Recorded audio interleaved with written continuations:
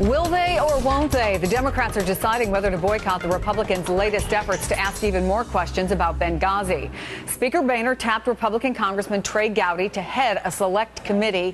He says he'll give Gowdy and the committee the resources they need. Minority Leader Nancy Pelosi just released a statement calling for an even number of Republicans and Democrats, something the Speaker's office is not on board with.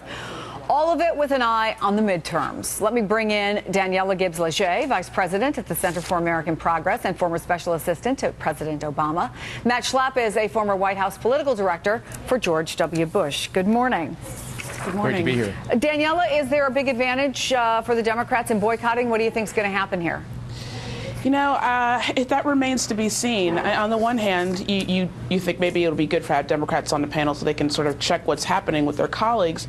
But, you know, there have been 4 different investigations that have been happening for the past several months, and nothing has been turned up. And what we have here is John Boehner acquiescing to the right wing of his party, to the Tea Partiers who have been begging for him to do this select committee. So we're going to spend more taxpayer money to dig into an issue that has already been thoroughly combed over by Congress. And really, I just hope that people understand that what this is about. It is about the midterms. It's about raising money. You know, Fox News ratings have gone through the roof on this issue. Well, they do think it's working. And I mean, we have started to see some ads. Congressman James Lankford of Oklahoma has an ad about Benghazi. Let me play a clip.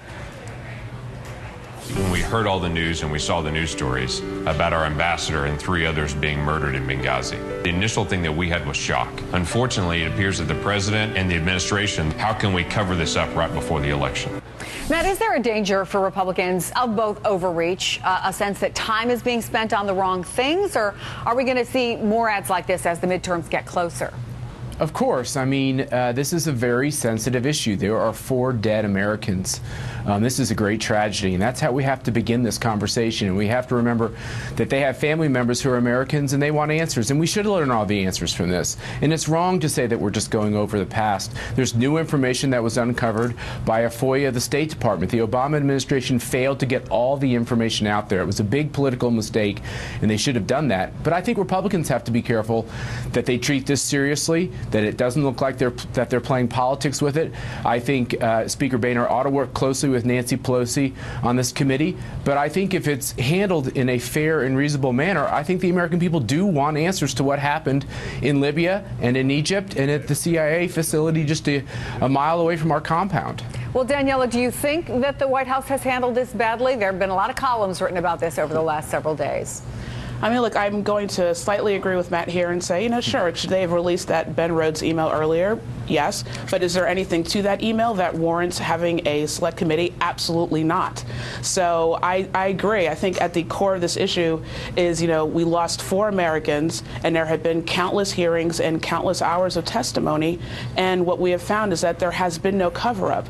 So to go back over this, you know, territory again, you know, I don't see how that benefits anybody except, again, Republicans who are trying to raise money and win elections. Well, here's let me just play for you what the White House press secretary Jay Carney said about this yesterday.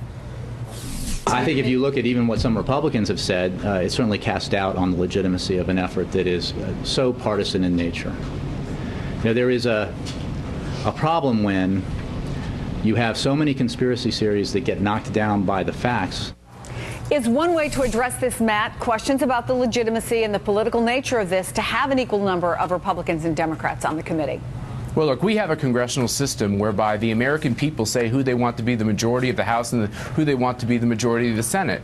And they've said they want the Republicans to be the majority in the House, and we're going to have another election. That just because you hold a majority on a committee doesn't mean you can't work in a bipartisan nature. It sounds to me like the Democrats are threatening to not work in a bipartisan nature by the sense that they might boycott this committee, which would be a big mistake. But if we go down to this question once again about partisanship, the White House should release some more information. The president was briefed by his intelligence apparatus in the days leading up to September 11th, 2012, and in the days between that event and when Susan Rice went on TV. He got a daily brief every day.